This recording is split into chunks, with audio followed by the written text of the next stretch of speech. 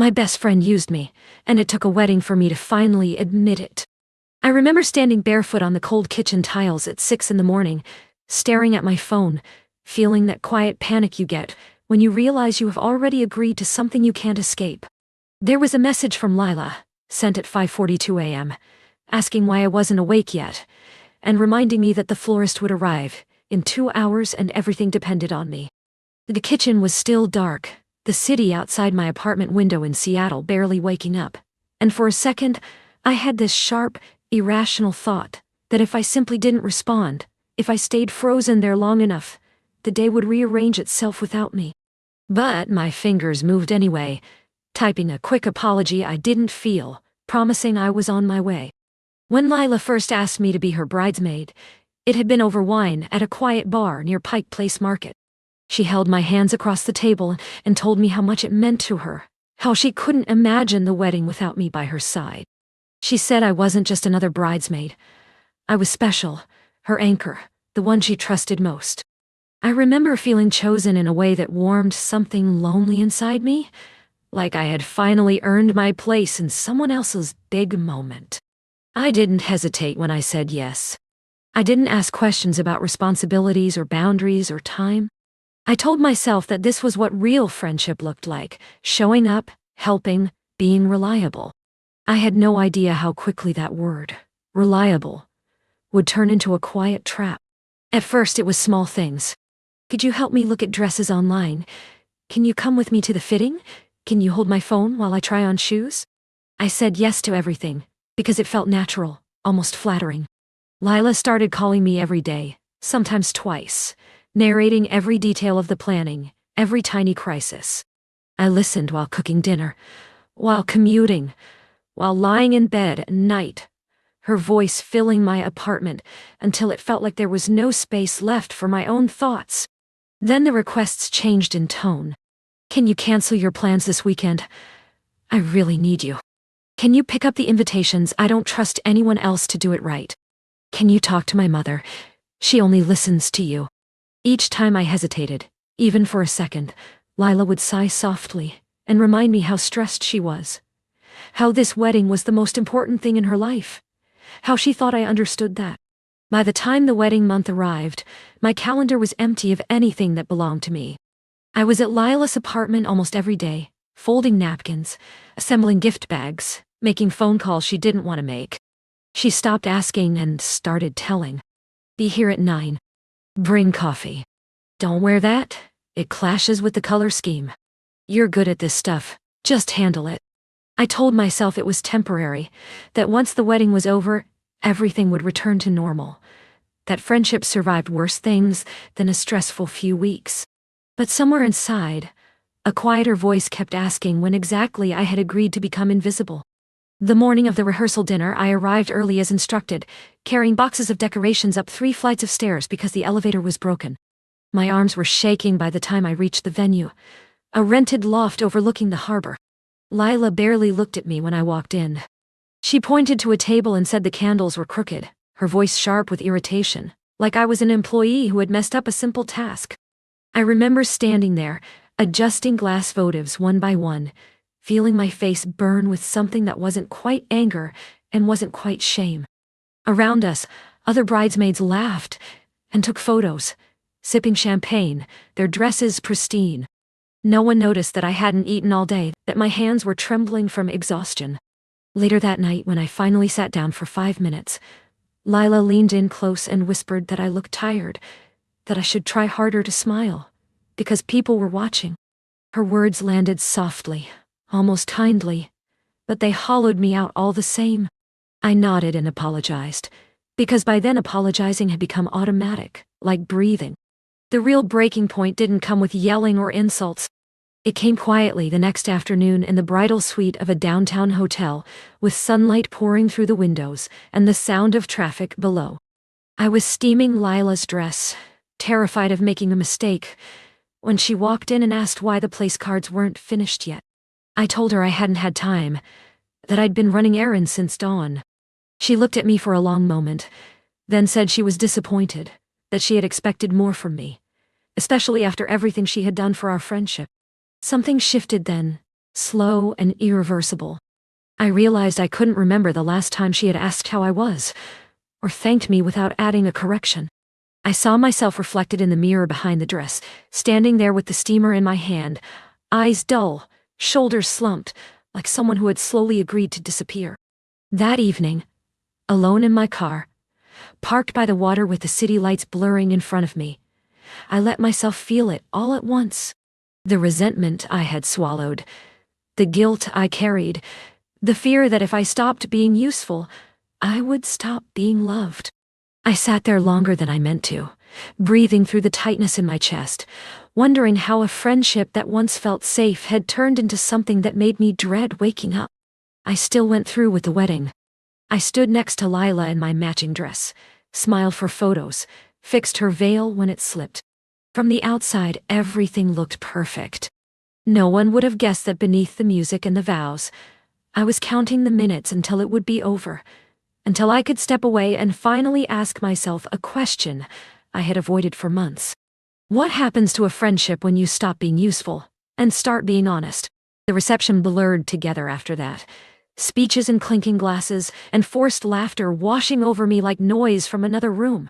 I remember standing near the edge of the dance floor, holding Lila's bouquet for the third time because she didn't want it in any photos, watching people congratulate her on how calm and organized everything felt.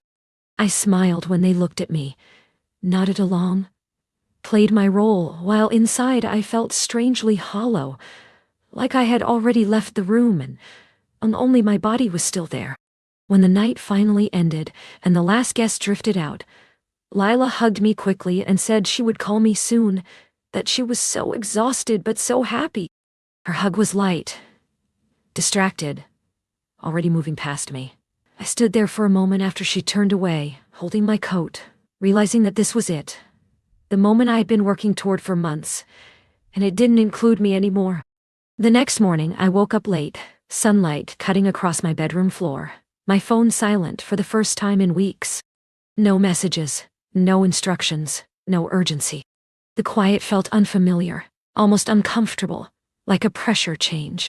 I lay there staring at the ceiling, waiting for the relief I had promised myself would come once the wedding was over, but what I felt instead was an ache, dull and confusing. Days passed. Then weeks. Lila didn't call. When I finally texted her, asking how married life felt, she replied hours later with a short message about being busy and overwhelmed, followed by a heart emoji that felt strangely formal. Our long daily conversations never resumed. The constant closeness evaporated as soon as the work was done. At first, I blamed myself.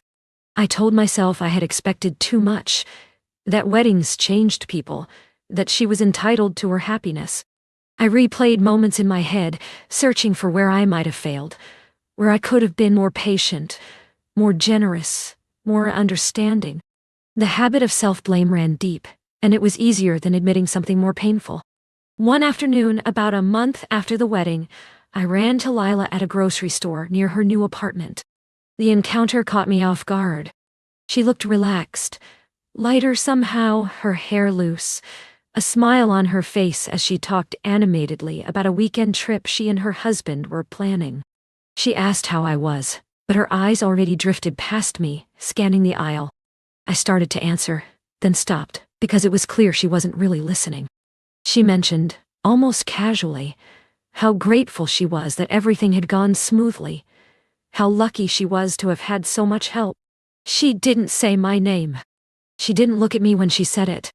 And in that small, ordinary moment, surrounded by shelves of cereal and cleaning supplies, the truth finally settled in my chest with a quiet certainty. I had been useful, not valued. I had been needed, not cared for. The realization didn't explode. It didn't come with tears or anger. It was calm, almost clinical, and that was what made it hurt so deeply. I smiled, wished her well, and walked away with my basket, my hands steady even as something inside me shifted into place. In the weeks that followed, I started noticing how much of myself I had minimized, not just with Lila, but in other relationships too. How often I said yes before I checked in with my own limits, how quickly I apologized for taking up space, How deeply I believed that being indispensable was the same as being loved. It wasn't something I had learned overnight, and it wasn't something I could unlearn quickly either. There were moments when I missed her, or at least the version of her I thought I knew. Late at night, I would scroll through old photos, remembering laughter that had once felt genuine, conversations that had once felt mutual. I wondered if she ever thought about how things had unfolded, or if, for her, the story had a clean ending. The final conversation between us came unexpectedly, months later, over coffee. She suggested it casually, as if no time had passed, as if nothing had changed. We sat across from each other in a bright cafe, the smell of espresso thick in the air. She talked about her new routines, her plans, her minor complaints, and I listened, noticing how my body no longer leaned forward instinctively, how I didn't rush to fill silences. At one point, she laughed and said she didn't know how she would have survived the wedding without me, that she couldn't imagine anyone else handling everything the way I did. It was meant as a compliment. In the past, I would have absorbed it like proof that everything had been worth it. This time I felt something different. Not pride, not warmth, but clarity. I told her gently that being needed that way had cost me more than I realized at the time. I didn't accuse her, didn't raise my voice, didn't list grievances. I simply named the exhaustion, the loneliness, the way our friendship had started to feel one-sided long before the wedding. The words surprised even me, steady and unembellished, as if they had been waiting patiently to be spoken. Lila frowned, confused, then defensive. She said weddings were stressful, that everyone made sacrifices, that she hadn't meant anything by it. She said she thought I understood. I nodded, because in a way she was right. I'd understood, and that was part of the problem. We finished our coffee politely. We hugged goodbye, a careful, distant gesture, and I knew without drama or certainty that this chapter was closing. Not with anger, not with reconciliation, but with an acceptance that some friendships don't end in explosions.